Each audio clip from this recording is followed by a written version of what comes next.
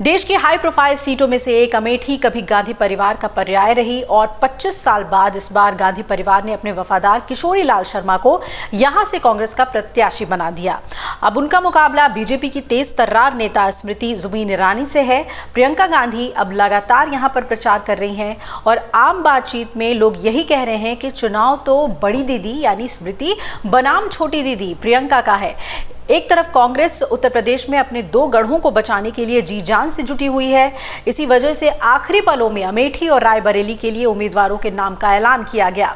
पहले यह माना गया कि राहुल गांधी और प्रियंका गांधी को इन दोनों ही सीटों से उतारा जा सकता है।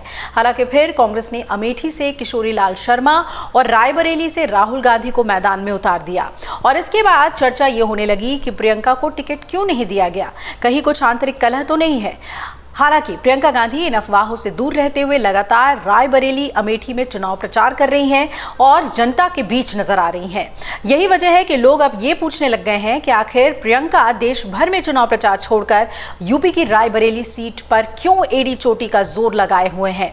आखिर अपने बड़े भाई राहुल गांधी की जीत के लिए प्रियंका ने दिन रात एक क्यों कर दी है।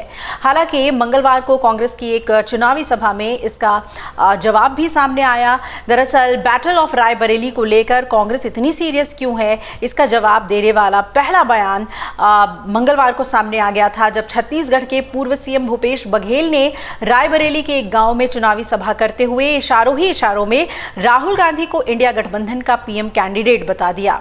भूपेश बघेल ने एक चुनावी सभा में रायबरेली की जनता से कहा कि आप लोग सिर्फ एक सांसद का चुनाव नहीं लड़ रहे हैं, बल्कि आप देश के प्रधानमंत्री का चुनाव लड़ रहे हैं। और राहुल गांधी मां सोनिया गांधी की सीट रायबरेली से चुनाव लड़ने जा रहे हैं। बहन प्रियंका भाई की जीत सुनिश्चित करने के लिए पिछले कई दिनों से रायबरेली में ही डटी हुई हैं।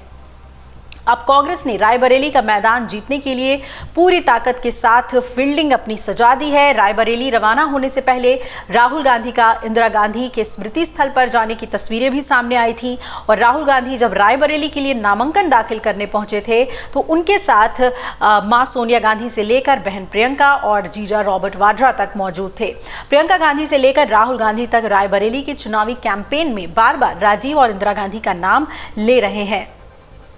यहां राहुल गांधी के चुनाव प्रचार की कमान प्रियंका गांधी के कंधों पर अब है और रायबरेली के मंच से मोदी सरकार पर तीखे हमले भी प्रियंका बोल रही हैं। चिलचिलाती गर्मी में प्रियंका नुक्कड़ सभाओं से लेकर डोर टू डोर कैंपेन कर रही हैं।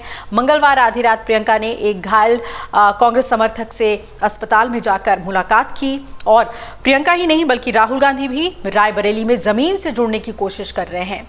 वहीं कांग्रेस के सीनियर नेता जैसे अशोक गहलोत से लेकर छत्तीसगढ़ के पूर्व सीएम भूपेश बघेल चुनाव प्रचार में पसीना बहा रहे हैं और रायबरेली और अमेठी को जीतने के लिए कांग्रेस के चाणक्य और कर्नाटक के deputy CM DK Shiva Kumar को भी रायबरेली के मैदान में उतार दिया गया है।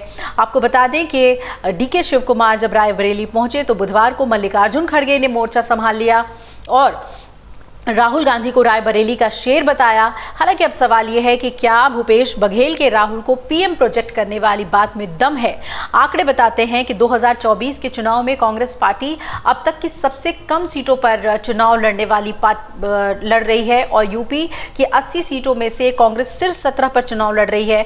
महाराष्ट्र के 48 लोकसभा सीटों में कांग्रेस के पास सिर्फ 17 सीटें हैं, जबकि बिहार की 40 सीटों में कांग्रेस के पास लड़ने के लिए 9 सीटें हैं। और पूरे देश की बात करें तो कांग्रेस पार्टी कुल लोकसभा सीटों की 60% यानी कि 328 सीटों पर चुनाव लड़ रही है।